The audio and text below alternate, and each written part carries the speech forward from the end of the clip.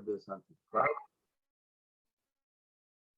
And I'm going to share my screen. All right, so good morning, everybody, and welcome to Purim and Amalek Unpacked. Now, we got a lot to unpack this morning, so I want to jump in right away. Okay, we'll see soon in a minute what the goal of this class is going to be, but let's just start with this. So, as you can see, I put on the screen here the name of one of the most important holidays in the Jewish calendar, and that is, you want to read this one for me? HaKippurim. Yom HaKippurim. Okay, we all know Yom HaKippurim or Yom Kippur is obviously very, very holy day. They call it the holiest day of the year. But there's something that you've probably noticed before. Maybe you have, maybe you haven't. But Yom HaKippurim, if you break down the word itself, Yom means day, Ha means the, Ki means like, Purim.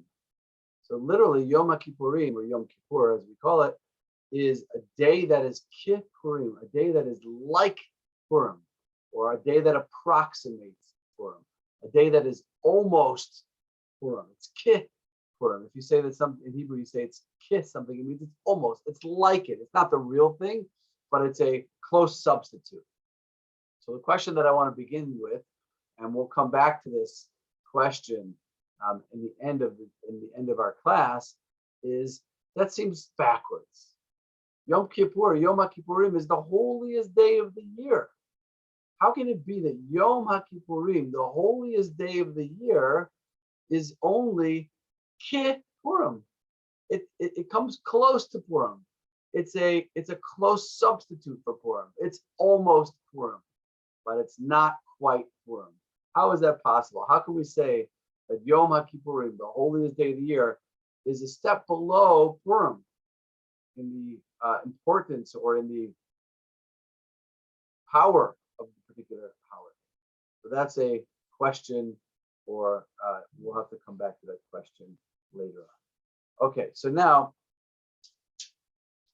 one of the major themes of Purim, as we know, and we'll talk about this today, is the particular mitzvah in the Torah. And we'll see soon that there's actually 3 mitzvot in the Torah, 3 of the 613 mitzvot that have to do with our obligation to blot out the memory of Amalek. Who is Amalek? Amalek is a nation. They descend from Esau, Jacob's brother Esau. They're the descendants, offspring of his. And we'll see here in the Sefer HaChinuch, which is a book, a very, very classic text written over 1,000 years ago that codifies the commandments in the Torah.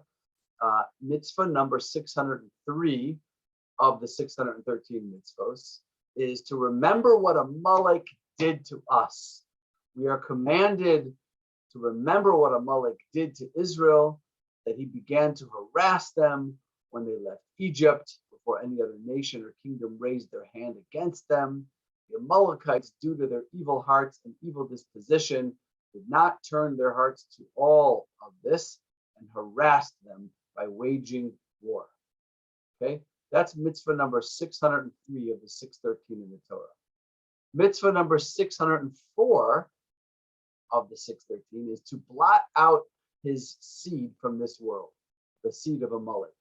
That we were commanded to blot out the seed of Amalek and to destroy his memory from the world, male and female, old and young. About this it is stated, you shall blot out the memory of Amalek. It's mitzvah number 604. Mitzvah number 605. This is 3 of the 613. To not forget what he did to us. That we have been prevented from forgetting that which Amalek did with us. Meaning to say, his starting to harm us before anyone else. And about this it is stated, do not forget. And it is written in the Sifrei, that's one of the Midrashim. Remember is with the mouth. Do not forget is with the heart. Meaning that is to say, Do not cast down hatred of him, and do not remove it from your soul in the manner that you will forget it. So we see there are 3 commandments in the Torah: to remember what Amalek did to us, to wipe out the memory of Amalek, and to not forget what Amalek did to us. So obviously, it's a pretty fundamental concept. And Purim, as we'll see, is really the main time. Why is Purim the main time to focus on this mitzvah? Because Haman, the arch enemy of the Jewish people, the notorious enemy of the Jewish people who decreed annihilation and genocide against the Jewish people, was a direct descendant of the king of Amalek, King Agag. He was the king of Amalek, and Haman is the direct descendant of this King Agag, king of Amalek. And therefore Purim is all about, the essence of Purim is to fight a war against Amalek. So let's go. I think we should all sharpen our swords, or maybe, in more contemporary terms, get ready for carry out cyber attacks on Amalek. Let's go. Come on. Purim's here around the corner. I think we should all rally and load up our weapons and go fight a war. But the problem is that we can't do that. Not only because, we would look really bad and we'd be all over the news, but also for 2 other reasons. One is we don't know exactly who Amalek is anymore. There was a nation called Amalek, and we did at one point know who Amalek was, but the nations have all gotten mixed up, and we no longer can identify this particular group or this particular nation as being the nation of Amalek. That's one reason. And the other reason is because this is a mitzvah that we can only do once there's a temple in Jerusalem and Mashiach has come and identified for us who Amalek is. So we can't do the mitzvah today. So then the question is, where does that leave us? Is that just 3 mitzvahs in the Torah? That's a lot. Out of 613, 3 mitzvahs right here that are just meaningless to us now at this point in time. They're just meaningless. Forget about it. These mitzvahs don't apply. They have nothing to do with us because we can't identify Amalek today. The problem with that is it says in the Torah, in Deuteronomy, therefore, when your God, Hashem, grants you safety from all your enemies around you in the land that your God, Hashem, is giving you as a hereditary portion, you shall blot out the memory of Amalek from under the heaven. Do not forget. The Torah says, do not forget. The Torah doesn't say that about most mitzvahs. So clearly, we're not allowed to forget this mitzvah, meaning it has to be a part of our lives. But how is this mitzvah supposed to be a part of our lives if we don't know who Amalek even is in this day and age? So the answer to that is that it's true that Amalek is a nation. There was actually a people or a nation of specific people that descended from Esau that was called Amalek. And there is a mitzvah to blot out the memory of Amalek and to destroy Amalek and wipe them out. But there's also a philosophy of Amalek, a belief system that Amalek ascribed to. And it's that belief system which is 100% alive and well to this very day. And it's that belief system and that set of values that we have to eradicate. And that is our mitzvah of eradicating Amalek today. It's not to go out with our guns and our cyber attacks and to destroy people who we may think come from this nation of Amalek. That's not what we do. But we have to identify and understand the philosophy, the viewpoint, the belief system of Amalek. And we have to fight an intellectual, spiritual, emotional war against that belief system. And that's what Purim is. Purim is the time to rededicate and recommit ourselves to overcoming the value system and the belief system of Amalek. So we have 3 goals for this class this morning. Goal number 1 is to analyze the different times in our history that Amalek attacked us. Then we want to pinpoint their philosophy, which is the precise opposite of our worldview. And then we want to create a plan how to combat their value system, and by doing so, to advance the war against Amalek. That's what we're going to spend the next little bit of time this morning doing. So let's start with goal number one and analyze the different times in our history that Amalek attacks. Okay, so in order to not make this too technical and too long, I'm not going to put all the sources up, but I'll just quickly do a quick review. So the first time that Amalek attacks us, the Jewish people as a nation, is just as Am Yisrael, as the nation of Israel, is leaving Egypt after we gained our freedom, after the 10 plagues and the parting of the Red Sea, and we're heading toward Eretz Israel, toward the land of Israel. This is before the spies and before the decree that we were going to wander in the desert for 40 years. We were heading directly toward the land of Israel, and we were going to be there in a few days. And boom, out of nowhere, Amalek attacks us. A frontal attack, actually, they came from behind, and Amalek attacks us directly. And Moses tells Joshua to appoint some people and to prepare to fight a war. And when Moses' hands go up, the war against Amalek is successful, and his hands go down. They start losing in the battle. They prop his hands up, and they win the battle. It's a very famous scene in the book of Exodus. That's the first encounter with Amalek. The second encounter with Amalek takes place many hundreds of years later, under the reign of the first Jewish king. The first Jewish king was King Saul, Shaul HaMelech. And Shaul HaMelech is approached by Samuel the prophet, Shmuel HaNavi. Actually, from my rooftop, I can see the tomb of Samuel the prophet. It's amazing. It's up in the hill, just a little higher up from where we live.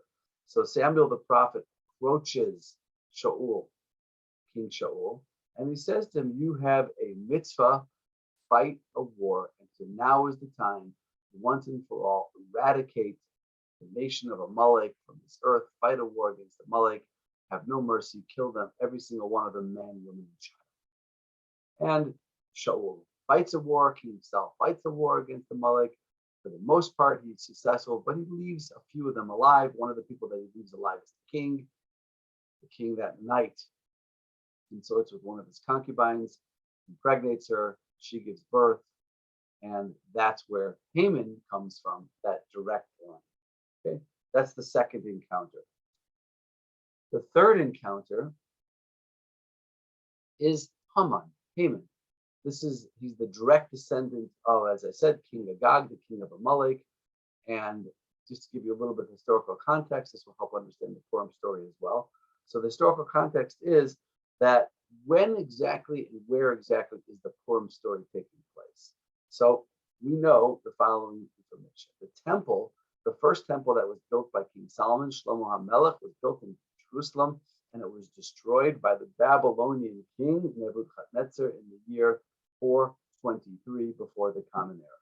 At that point, the Jews were exiled out of the land and sent primarily to Babylon. 52 years later, King Koresh, the king of Persia, who had defeated the Babylonians in battle and who had conquered the Babylonian Empire and established the Persian Empire, gave permission for the Jewish people to return to the land and to begin to rebuild their temple. But he quickly halted that permission because of the pressure of the local nations that were there at the time, and the return of the Jewish people and the building of the temple was stopped. Okay, 5 years later, King Achashverosh, the king of the famous king of the PURIM story, comes to power, and he makes a calculation that the 70 years of Jeremiah's prophecy, where Jeremiah prophesied the Jewish people would return to the land of Israel, has passed, and it means the Jewish people are never going back to the land of Israel. He throws a party. At that party, he kills Queen Vashti. We know the story of Purim, and that's the beginning of the Purim story. 7 years after that, Haman decrees to annihilate the Jewish people. Haman, the Amalekite, Haman, the one who directly descends from King Agag of Amalek, issues a decree that Achashverosh approves. Genocide, the final solution, the first final solution of the Jewish people. Final solution, part one. You know the story. The Jewish people are saved by Mordechai and Esther, and Purim as a holiday is declared. What happens after Purim? That's what no one ever talks about. Well, Queen Esther, what happened to Queen Esther after the Purim story? Well, guess what? She lived not happily ever after in King Achashverosh's palace as his wife, and she never was able to return to her husband, Mordechai.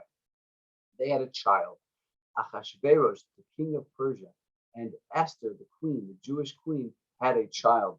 That child's name was Darius, and Darius, it's Darius in the year 353 before the Common Era, who allows the Jewish people to return to the land of Israel, to rebuild the Second Temple, and to recreate their independent state in their homeland. Exactly 70 years, precisely 70 years after the temple was destroyed by the Babylonians, exactly as the prophet Jeremiah said would happen. Okay, so when did Haman, the Amalekite, Haman from the nation of Amalek, when did his final solution, when was it proposed? When did he recommend and get approval for the final solution of the Jewish people? 4 years before the Jewish people returned to the land to rebuild their homeland and rebuild their independent state. Okay, at that point, the Jewish people returned to the land 4 years later, and we begin the process of rebuilding. So we have three encounters in the Tanakh, 3 times where we see that we are facing Amalek as a nation. Now, the truth is that there's actually one that takes place before this and one that arguably takes place after. Let's just say what those two are, and then we'll be able to identify the philosophy of Amalek. So the one that precedes all of this is the grandparents, the great-great-grandparents of Amalek and the Jewish people, who are who? Jacob and Esau. Yaakov and Esau. Esau is as I said, the ancestor of Amalek. His brother Yaakov, Jacob, is the ancestor of the Jewish people. Now, Jacob has fled because his brother Esau wants to kill him. He went to his father-in-law's house, Lavan. He stayed there for over 20 years. Now he's coming back with his 4 wives, 11 of his 12 children, because the 12th hadn't been born yet. And he's coming back to re-enter into the land of Israel after he's been gone for over 20 years. And what happens? Esau is approaching him, 400 men ready to fight a war. And the war, Baruch Hashem, didn't happen. Yaakov used diplomacy. He manages to prevent the war from happening. But that's the first encounter. The first encounter between Yaakov and Esau, when Esau is ready to fight to prevent Jacob from entering into the land of Israel. And I said there was a fifth.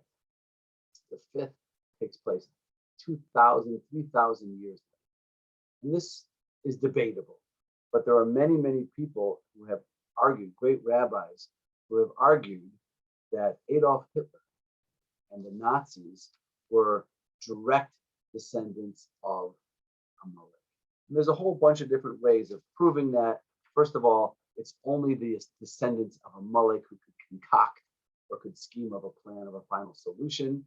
So that's one indicator. Second of all, the Talmud says that Germania is the province in the area of Edom. Edom is Esau. So Germania, the German people, are direct descendants of Esau. That also qualifies him. And there are other indicators as well. There was an interesting story that took place in 1898. That's a picture of Kaiser Wilhelm, who visited Jerusalem. And actually, it's interesting, the only time Theodor Herzl, the great founder of Zionism, was ever in Israel was in the fall of 1898, when he came to greet Kaiser Wilhelm, who had come to visit Jerusalem, and to try to convince him to agree to a Jewish state in the land of Israel. So all of this, you can see a lot of the great rabbinical leaders at the time came to greet the king. In fact, there's a special bracha, a special blessing you can see that you can say when you see a king. And a lot of the great rabbis at the time came. Rabbi Yosef Chaim Sonnenfeld, who was the chief rabbi of Jerusalem at that time, refused to come to greet the Kaiser when he came in 1898. Why? They asked him, why won't you come to the procession? The Kaiser of Germany, the Kaiser Wilhelm, is here. He said, I refuse to greet the king of Amalek. That's what he said. This was before the Holocaust, obviously. This is 40 years before the Holocaust, 40 years before Germany takes over Poland in 1938. But he said, this is the king of Amalek, and I refuse to greet the king of Amalek. So we have a reason to believe that the Nazis and Hitler were descendants of Amalek. Okay, so if that is true, we don't know for sure, but if it's true, then we see that the Holocaust took place ended in 1945. 3 years later, the Jewish people formed the land of Israel, create the third and final commonwealth, ultimate homeland, national independent homeland in the land of Israel, and that's the fifth and final account. So we have 5 encounters. One, when Jacob is coming back to the land of Israel to return to Israel to start his life there, and he's approached by Esau, the grandfather of Amalek. The second one is when the Jewish people are leaving Egypt, heading where? To the land of Israel to establish the first commonwealth there. Amalek attacks. The third time is in the time of King Saul, when he is commanded by the prophet Samuel to fight a war against Amalek. Fourth time is when Haman, the king, the direct descendant of the king of Amalek, fights a war against the Jewish people or proposes a final solution, a genocide of the Jewish people, 4 years before they establish the second commonwealth in return to the land of Israel. And finally, Adolf Hitler, who 3 years before the founding of the state of Israel, almost succeeds in carrying out the final solution of the Jewish people. What's the common denominator? Okay, I'm going to open this up as a question to the group. You can unmute yourself. What is the common denominator? When does it seem that Amalek attacks the Jewish people? From these 5 examples. When they're weakest and vulnerable. Okay, that's true, possibly, but even more specific. There's something that sticks out even more so with all 5 of these examples.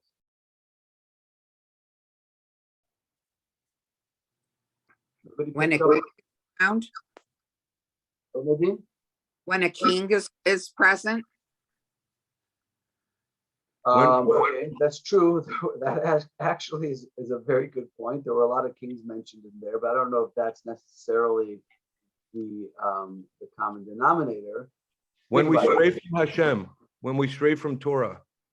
Okay, when we stray from Torah, possibly, but I don't know if when the Jewish people left Egypt and it was just after they received the Torah, it was before they sinned with the spies. People are divided. When Jews are divided. We stray from We're Hashem. not masters of our own destiny. Okay, interesting. Okay, but there's one thing you're not picking up on. We don't When trust we're not- Hashem. We don't trust in Hashem. Okay, that's true. When we're right? not masters of our own destiny. When we're not masters of our own destiny. Okay, interesting. But I still think there's one thing that we're missing. One common denominator that's even more obvious than all this. Len, you unmuted? In the moments prior to God deciding that it's our time to return to the land of Israel. Correct. Think about it. All 5 times. First time, Jacob is, after 22 years of being in Lavan's house in Aram, wherever that is, somewhere in Babylon, he's returning. He's coming back into the land of Israel, trying to enter into the land of Israel to establish his home and his family there. Ace of attacks. Ace of the grandfather of Haman, of Amalek. Let's skip the second time. Jewish people are leaving Egypt. Where are they heading? They're heading directly to the land of Israel, on their way to enter into the land of Israel. As I said, this was before the sin of the spies. They were heading directly there. Amalek attacks. The third one I want to leave aside for a minute, King Saul, because that's a little bit different. I'll explain that later. The fourth one, Haman. 4 years before the Jewish people are to return to the land of Israel to rebuild the second temple and the second commonwealth and their second homeland in the land of Israel, Haman attacks. And the fifth time, Hitler and the Nazis, 3 years before the Jewish people established the state of Israel and return in massive numbers the land of Israel to reestablish the third and final homeland in the land of Israel, Hitler, aka Amalek, in the final solution. So it seems Amalek is always there, ready to attack, just at the moment that the Jewish people are about to enter into the land of Israel. Okay? And that is now we're getting something. Now we're getting something. Okay, so let's see. We have the goal for the class. Goal one was to analyze the different times in the history where Amalek attacked. We've done that. And we found the common denominator, as Len said so nicely, moments prior to our Hashem deciding that it's our time for us to enter or re-enter back into the land of Israel. Now, what we need to do is we need to pinpoint the philosophy. What is So Rabbi, a question. So can Yes. we infer that because we are now established in the land of Israel, that the Amalek has been blotted out?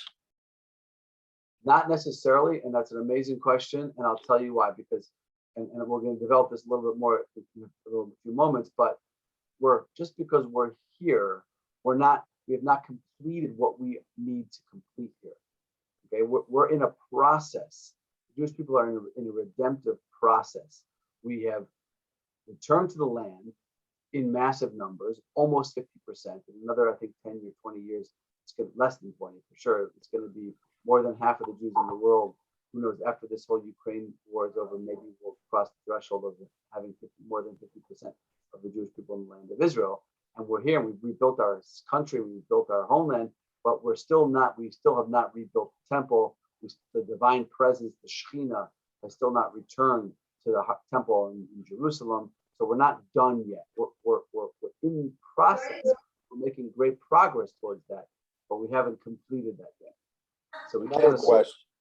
Always done yet. Another interesting question would be, what would the warning signs be that we're going to be exiled from the land of Israel again? Like, because that's happened. Yes, that's a very good point. We should try to be aware of those warning signs, because we don't want it to happen again. David, Yes.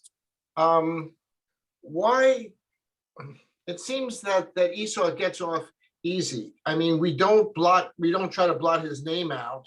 I guess we really can't, because Esau is the progenitor. But Everything I that think Esau doesn't get as bad a rap as he should. everything that Esau, all the negative, all the hatred that Esau has for the Jewish people is channeled into Amalek. So Amalek epitomizes all of the evil, all the negativity, all of the hatred that Esau has for Jacob. So when we talk about blotting out Amalek, that's what we mean. Hold on one second. Okay, but I want to keep going because we've still got a lot to do. Okay, so now moving on to the next step. I want to share with you a fundamental Jewish belief. This is such an amazing concept. I'm sure we've probably discussed it at some point in the past, but it's a really, really powerful, fundamental Jewish belief. And in a sense, you could almost argue it's really what all of Judaism is about. This is a popular concept in Hasidic thought. And the idea, and I'm going to tell you the term in Hebrew, and I'll explain to you what it means. The term in Hebrew is that the Jewish people have a specific mission in this world to create what's known as a dira b'tachtona. A dira means an apartment, literally a home, a dwelling place, a house, a dwelling place b'tachtona, down here, to create a dwelling place for the Almighty, for the infinite Creator on earth. And the idea is that Hashem is not some figure high up in the sky. As the prophet Isaiah says, Melo kol ha'aretz kevodo, that his glory, Melo kol ha'aretz, fills the entire earth, fills the whole world, but the earth, even the physical world. Or along those lines, as the great sage, Uncle Moshe says, Hashem is here, Hashem is there, Hashem is truly everywhere. Up, up, down, down, left, right, and all around. That's where Hashem can be found, something like that. Uncle Moshe, right? Everywhere. Hashem is everywhere, not just in the heavens above, but very much so on the earth below. Okay, so bring a dira b'tachtona, creating a dwelling place for Hashem on earth, is bringing Hashem down into every detail of our physical, mundane, pedestrian lives, our relationships with other people, our relationships with our spouses, our relationships with our friends, our coworkers, our professional lives. Halakha, Jewish law, is really all about this one concept, which is bringing Hashem into everything that we do, the food that we eat, our social lives, our sexual lives, our business, professional lives. The most physical things that we do, the most material things that we do are permeated with godliness through the halakha, through the Torah. Okay. In other religions, where is Hashem? Hashem is in the heavens above, in Shemayim. Okay, that's it, period. Hashem is up in heaven. Hashem is not concerned. By the way, this is one of the reasons why many more people are eager to grab onto religions like Christianity than Judaism, because Hashem is not concerned with the mundane, earthly, lowly human condition. It's beneath him in some way to worry about what I eat or what I wear or who I sleep with or what I do on a Saturday. That's beneath Hashem. That's below his dignity to worry about those things. Hashem, he's in Shemayim, he's in heaven. Religion, what's religion? This is why I always say Judaism is not a religion. Religion is our matters of the soul, ascending to God, sitting in a monastery. The monks in the monastery are on the highest level of religiosity. They don't marry, they take a vow of silence, they minimize their food and drink, they fast, they pray, they meditate, they worship. That's religion for other religions. Judaism says, no. That's not at all what Judaism is about. Judaism is not about religion. It's not about Hashem in the heavens, worshiping and praying to Hashem in the heavens. It's about creating a dira b'tachtona, a dwelling place for Hashem right here on earth, in my home, in my bedroom, in my office, in every physical thing that I do. Because that's in every part of halakha, every part of Jewish law is there because it's bringing Hashem into the physical world, it's providing Hashem with a dwelling place here on earth. So when I'm careful with how I speak, I'm careful to speak honestly or to not speak negatively. Or when I'm careful with what I eat and I'm trying to eat certain things that I know are good for my neshama, are good for my soul, or I say a blessing, a bracha on what I eat, or when I build a sukkah, or when I put on tefillin, or when I eat matzah with my mouth, or I drink 4 cups of wine, or I engage in intimacy with my spouse. All these physical, mundane things are creating a dira b'tachtona, creating a dwelling place for the divine presence right here, down here on earth. That is the mission of the Jewish people, to bring Hashem down into the physical world. Okay? Now, that's the very essence of what Judaism is all about and what Torah is all about. And the very essence of what a Jew is in this world, a dwelling place for Hashem, a dwelling place for Hashem in the earthly physical world. So Amalek, which is the counterpart to the Jewish people, the exact opposite of the Jewish people. Yaakov and Esau are two opposite realities. And the Jewish people and Amalek, who descend from Yaakov and Esau, Jacob and Esau, are counter forces in the world. So the power of Amalek, the philosophy of Amalek, which is the precise opposite philosophy of our worldview, is that Amalek says Hashem is in Shemayim. It's not that we don't believe in God. The world, in general, the world opposes, even despises the notion of an infinite being who's involved and cares about what I eat and who I sleep with and what I do on a Saturday. And Amalek epitomizes this idea. Amalek epitomizes this idea, and we can see this hinted to so beautifully in one of the Psalms of King David. Look at this Psalm. This is phenomenal. This is amazing. Okay, David says over here, sorry, see that? David says over here, this is what the Psalm says in Psalm 99. Hashem Gadol B'Tzion, Hashem B'Tzion Gadol, V'Ramhu Al Kol Ha'amim. Now I'm going to translate this, and then we'll talk about it. Hashem, that's God, is Gadol, it's in Zion, in Zion is large. Hashem is large in Zion, V'Ramhu Al Kol Ha'amim, and he's exalted above all the peoples. Okay, what does this mean? This is the key to understanding this whole topic. So let me try to explain. What's the difference between Gadol and Ram? What's the difference between large and exalted? So if I say, okay, I could say the following things are large. A tree can be large. A pillar can be large. A building can be large, okay? But lofty or elevated, that would be like the sky or the stars, okay? So what's the difference between Gadol and Ram, between large and lofty or elevated?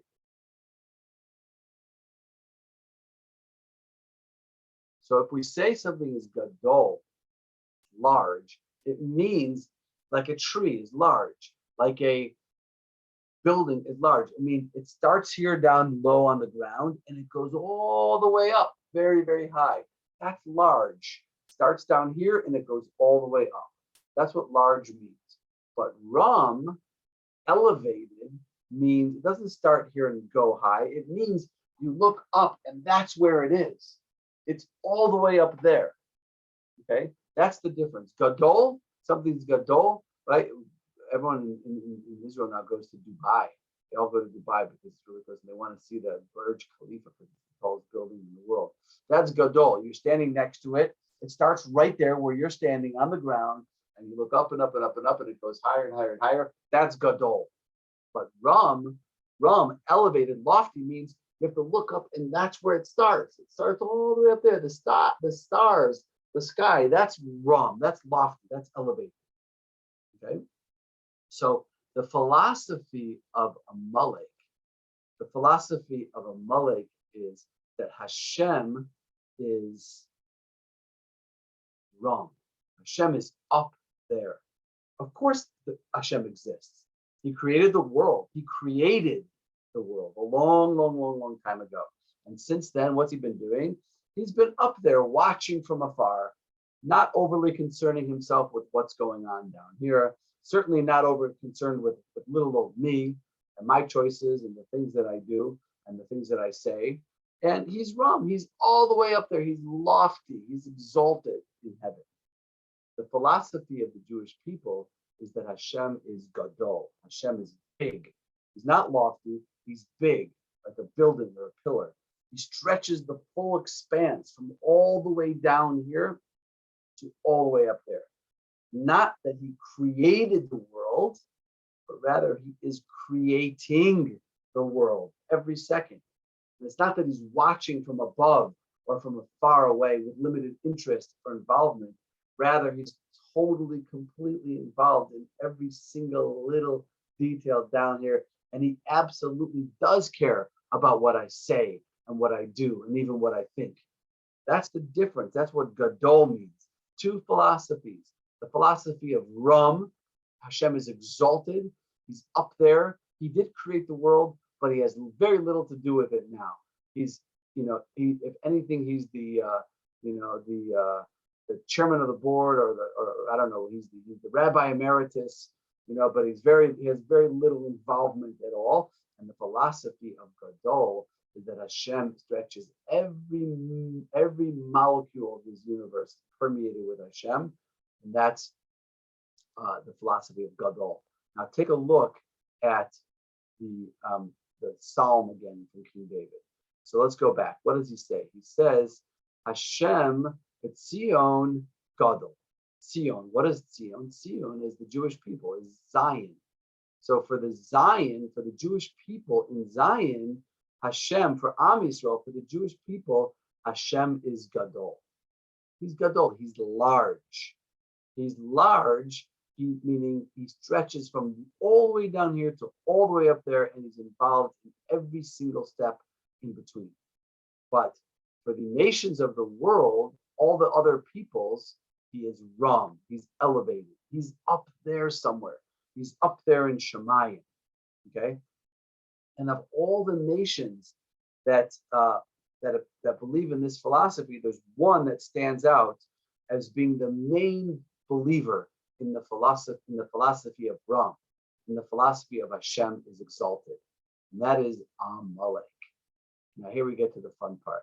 I know all of you like gematria. Gematria is a fascinating system that in Hebrew, in the language of the Torah, when God created the Torah with the Hebrew letters, every letter, of course, has a sound, and when you put letters together, they form words. But in addition to having a sound, every letter has a numerical value, okay? A numerical value. So if you look at the word Ram, the word Ram is spelled Resh. Someone keep the math over here, which is 200, and Mem, which is 40. That's how you spell Ram. So the gematria, the numerical value of the word elevated or lofty, that philosophy that Hashem is only in heaven and not down here, is equals 240. Now, Amalek, if you take the name Amalek, it's spelled Ayin. Second, I'll do a little pointer here. Ayin, that's 70.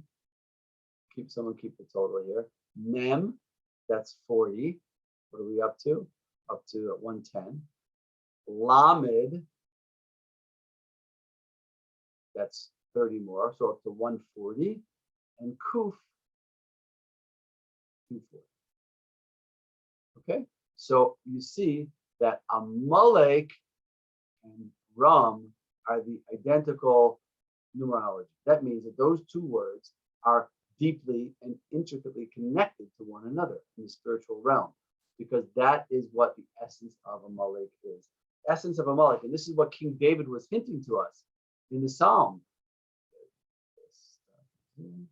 What King David was hinting to us in the Psalm was that only Am Yisrael, only the Jewish people understand Hashem as being Gadol, as being fully expansive, stretching from the lowest places on earth, the most physical, mundane places on the earth, to the highest, most elevated places and everything in between.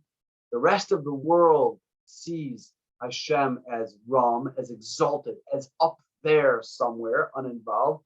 And of all the nations in the world, the one nation that stands out as being the champion of the philosophy that Hashem is Ram is Amalek, which is the exact same numerical value as the word Ram.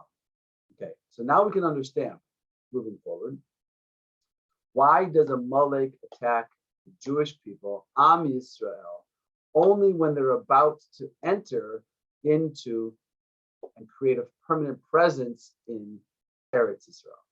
Jacob and Esau, the Jewish people leaving Egypt on their way to Israel, King Saul, which we'll leave aside for a second, Haman, right before the return to Israel, Hitler, right before the return to Israel. So we have to understand, why does Amalek always attack? What is unique about Eretz Israel, about the land of Israel, that Amalek has to fight against, has to fight for its survival? So, interesting question. There are 3 mitzvos in the Torah. 3 mitzvahs in the Torah where just by being in a certain place, you are fully surrounded by and immersed within that mitzvah. And just by being there and doing nothing, you're doing a mitzvah. What are those 3 mitzvahs? Can anyone think of those 3 mitzvahs? Just by being in a certain place, you are being fully immersed, 100% immersed in that place, you're performing a mitzvah. Dwell in a sukkah? Sitting in a sukkah, very good. When you're in a sukkah, you're fully surrounded, almost like immersed in the sukkah, surrounded by the sukkah, and just by being in the sukkah, you're doing a mitzvah. Yeah, what was the other one? Land of Israel? Land of Israel, right? Just by being in the land of Israel, you are fulfilling a mitzvah and you're fully immersed and surrounded in the mitzvah. What's the third one? Part of a minion? But you're not inside of that particular location. The third one is the mikvah. Third one is the mikvah. When you're inside of a mikvah, you're fully immersed inside of the mikvah, and you're doing a mitzvah by being inside of the mikvah. So so going back to Eretz Yisrael, the mitzvah of being in the land of Israel means that every act I do here, no matter how mundane and how small and how irrelevant, is a mitzvah. If my fence is broken and I fix my fence, I'm building in the land of Israel. I plant a tree, all the agricultural laws, every 4 steps that I take, Talmud says, every 4 steps that you take in the land of Israel is a mitzvah. Eretz Yisrael is the land of Israel is the place where mundane is automatically transformed into holy. The most physical acts that you can do, eating, drinking, sleeping, having marital relations, everything that you do in the land of Israel becomes holy because it's in the land of Israel. So creating a dira b'tachtona, creating a dwelling place on earth where Hashem can dwell, you can do this anywhere. You can do this anywhere. You can create a dwelling place for Hashem in Deerfield, in Northbrook, in Riverwoods, anywhere. But there's one place which is the ultimate dira b'tachtona, which is by definition automatically a dwelling place for Hashem, a physical dwelling place for Hashem, and that is the place called Eretz Yisrael, where the Shekhinah, where the divine presence resides. So Amalek, who is the champion of the philosophy of Ram, that Hashem is up there, and Hashem can be up there as much as he wants, but don't come down here. Whatever you do, as long as Hashem is there, all is good. But as soon as someone tries to bring Hashem down here into the physical world, then that's an act of war. That's a declaration of war. So why does Amalek attack Am Yisrael right before we enter into Eretz Yisrael every time? Because Eretz Yisrael is the place, the land of Israel is the place where Hashem, where the Jewish people can bring Hashem into the physical mundane in a way that doesn't compare to anywhere else.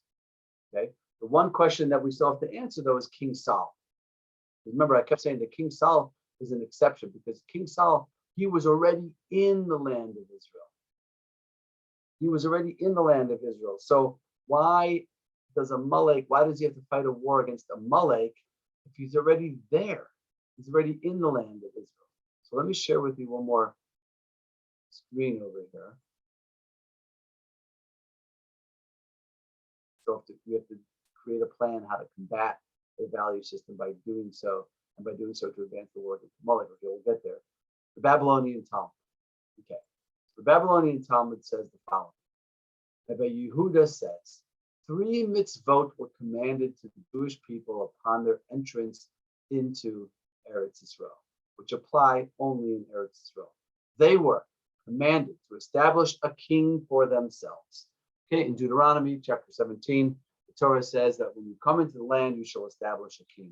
Check, they did that. They created the first king. They anointed the first king. King Solomon was anointed by Samuel the prophet.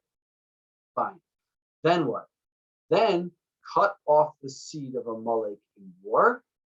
That's the second mitzvah. And then build the chosen house, i.e. the temple in Jerusalem. Okay, so the order is enter into the land of Israel, create a government, a monarch, king, then fight a war against Amalek right before building the Beit HaMikdash, the holy temple, the chosen house, Hashem's chosen house. So why is that the order? In other words, why does there have to be a war against Amalek before building the holy temple? So we've been talking about this idea of a dira b'tachtona, a dwelling place for Hashem, down here on earth, which we said can be made anywhere. It can be made in Northbrook and Deerfield and Riverwoods and anywhere. But in Eretz Yisrael, it's already automatically a dira b'tachtona, a dwelling place for Hashem, because it's the place where the divine presence resides. But where in Eretz Yisrael, of all the places in Eretz Yisrael, where is the place where the Shekhinah, where the divine presence is most found? Where is the ultimate home of Hashem on the physical earth? Where is the physical place in the world where Hashem's presence most permeates and is most palpable and is most concretized in a real way? Obviously, that would be the Beit HaMikdash, the holy temple, Hashem's chosen house. That is the place where we offered korbanot, sacrifices, right, which is a really crazy idea. Think about what a sacrifice is. A sacrifice is you basically take an animal, a beast, the lowest creature you can possibly think of, a physical beast, an animal, and you elevate it and you bring it up to Hashem. And by doing so, you're creating that chibur, that connection between the physical world and the spiritual world. Okay. Now it's really interesting, and I don't think a lot of people know this. In the Holy Temple in Jerusalem, when the Holy Temple stood and when it will stand, the third temple we built again, it's interesting to note that it's not only Jewish people that were allowed to bring sacrifices in the temple. Non-Jews were also allowed to come into the temple in Jerusalem and bring their sacrifices. But of course, there's a difference. The Jewish people were allowed to bring a number of sacrifices, including one called a shlomim, a peace offering, which was very interesting. The shlomim, this animal, you bring the animal into the temple, they would, slaughter the animal. Part of it would be burned on the altar. Part of it would be given to the Kohanim, the priests, to eat. And the rest of it, the majority of it, would be eaten by the owner. So you're bringing a sacrifice to Hashem in the temple, and you're eating it. You're actually eating most of it. That's called the shlomim. That type of korban sacrifice, a non-Jew is not allowed to bring. A non-Jew is allowed to bring a sacrifice in the temple, but only one type, and that's called an olah, korban olah. How does a korban olah work? You take the whole animal and you burn the whole thing on the altar, 100% to Hashem. There's no part of it that you can eat. There's no part of it that the Kohanim can eat. Okay, why? Because it's this very idea. For a Jew, there's no contradiction between bringing a korban, a sacrifice, which is such a holy idea, which is such a holy concept, dedicating it to Hashem and eating at the same time. You go back home, you make a barbecue, you invite your friends over, you put on the Badger game, and you're sitting there and you're fressing on, steaks that you just brought as a sacrifice in the temple. For us, that's fine. There's no contradiction because Hashem is in everything. For us, we understand that Hashem is in everything. There's no contradiction for me to eat a steak that I just brought as a sacrifice. But for a non-Jew, Hashem is in Shemayim. He's in heaven. He's up there. I can't eat a sacrifice. That doesn't make any sense. That's not a sacrifice then. If it's Hashem, then it's Hashem that burned the whole thing on the altar, period. So that is and in the temple was the place where Hashem's home was most concrete. So now we understand why King Saul had to fight a war against Amalek. He's the king. He's appointed as the king. That's the first mitzvah. He doesn't succeed, but he's going to, as the king, he has a mitzvah now to build the temple. Before you can build the temple, before you can bring Hashem down into the physical world to that degree, on that level, there's one barrier that stands in the way. There's one thing that has to be eliminated, and that is Amalek and the philosophy of Ram, that Hashem is up there, somewhere high up there in Shema. Okay, now we go back to what we started with, Yom HaKippurim. How can you say that Yom Kippur, the holiest day of the year, is only Yom, a day like Purim, a day that approximates Purim, a day that's almost as holy as Purim? It's the holiest day of the year. So the answer is, it's not. Purim, on a certain level, Purim is holier than Yom Kippur. Why? Because how do we serve Hashem? What's our avodah? What do we do in Yom Kippur? In Yom Kippur, we don't eat, we don't drink, we don't engage in marital relations, we don't wear shoes, we remove ourselves from the physical world. That's not a very Jewish thing to do. We do it one day of the year. We become like angels so that we can ascend to Shemayim and be with Hashem. But that's not really where it's at. What do we do on Purim? We eat. We have a meal. We drink. We get drunk. We send food gifts to people. We celebrate. That's higher because that's taking Hashem and bringing him down into the physical world. We celebrate. We drink wine. And when we drink wine, what happens? Words of wisdom come out. Words of Torah come out. We eat them. We celebrate. We bring Hashem into the physical world. That is Judaism. Yom Kippur is not really Jewish. It is Jewish and we do it, of course. But one day of the year, okay, we become like angels and we ascend to heaven. But it's only Kippurim. Purim is higher. Purim is greater. Because on Purim, we're serving Hashem by bringing Hashem down into the world and creating Dira B'Tachtona, a physical dwelling place for Hashem in this world. And that's what a Amalek can't handle. And that's what a Amalek can't stand. So on Purim, this I want to wrap up and then we can take questions. On Purim, to conclude, Purim is the time that we sharpen our swords and we get ready to go out and redouble our efforts in our fight to fight against Amalek.